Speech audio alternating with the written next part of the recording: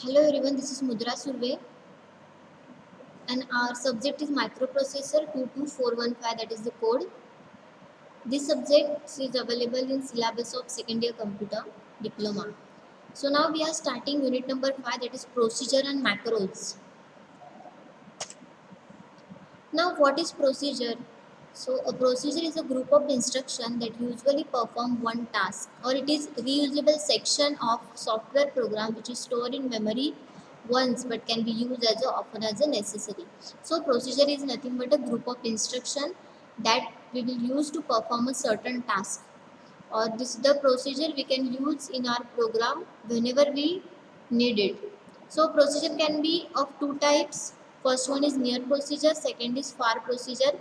What is meant by near procedure? A procedure is known as near procedure if it is written defined in the same code. Okay, if the procedure is defined in same code, then we can call it as a near procedure. Segment which is calling that procedure, only instruction pointer contents will be changed in near procedure. And what is meant by far procedure? A procedure is known as far procedure if it is written in different code. So far procedure is the procedure which is written in a different code. Segment, then the calling segment. In this case, both instruction pointer and the code segment register content will be changed. Now, what directive we use for procedure? As we seen in our second unit, that is Art of Assembly Language program, there are so many directives are there in 8086 microprocessor. So which directives we use for procedure? So it is nothing but proc directive. Okay, proc stand for procedure. It is used to identify the start of a procedure. The proc directive follows a name given to the procedure. After that, the term far and near is used to specify the type of procedure. Okay, so proc is a word, or we can say directive used to use for procedure, and after depending on the procedure type, far and near is used. Now ENDP directive. So this directive is used along with the name of the procedure to indicate the end of the procedure to the assembler. If we have to end the procedure, then NP directive is used. The proc and NP directive are used to a bracket procedure. So writing and using procedure.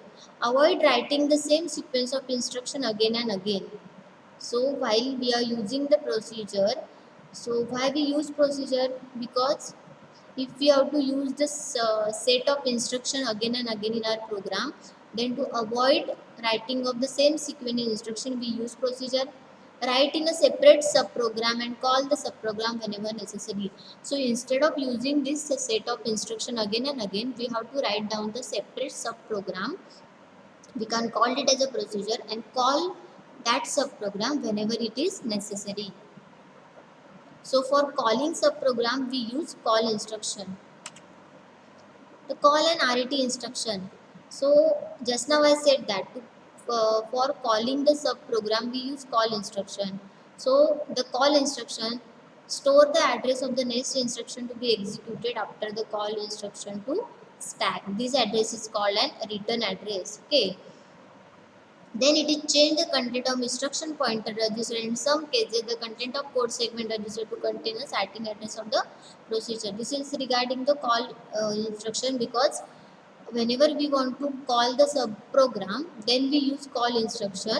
So according to this, the next instruction to be executed, it will store the address of that instruction into the stack. Yes, this is the chart how we use call and RET instruction.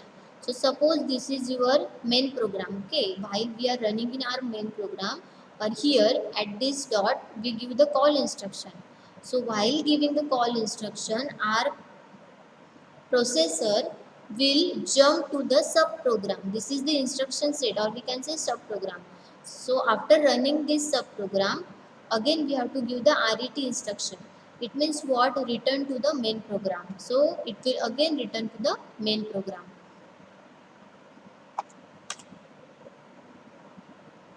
So there are various types of call instruction: direct, within, segment, near call. So in this type procedure, the starting address of the procedure by adding a 16-bit sign displacement to the content of the instruction pointer. It is a direct within segment. It is indirect within segment. The instruction pointer is replaced with the 16-bit value stored in the register or memory location. The next is the direct inter-segment far call. It is used when call procedure is in different segment. Okay, when there is a procedure in a different segment, the new value of instruction pointer is written as a byte 2 or 3 of instruction code. The indirect inter-segment far call. It means it replaces instruction pointer and the content of the segment register with the two 16-bit values from the memory. So this is the difference between near call and far call. A near call refers a procedure which is in the same code segment. Just now we said that near call we use because it is the procedure which include in same code segment. Far call far call refers a procedure which is different code segment. So near call we can also call it as a intra segment call, and for far call we call it as a inter segment call. In near call replaces old IP with new IP, but in far call replaces CS and IP with new code segment and IP. It uses keyword near for calling procedure. It uses keyword for far calling procedure. Less stack location is required, and in far call more stack locations are required. So this is the difference between far call and near call. Now we have seen the call instruction. Why we use call instruction? Because if you have to jump from main program to sub program, then we use call instruction. Then when we use RET instruction, so suppose when 8086 does near call, so it saves the instruction pointer value after the call instruction on the stack.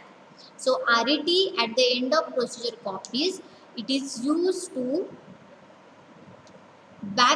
stack back to the instruction pointer. Okay, so from returning from a sub call we use RET instruction.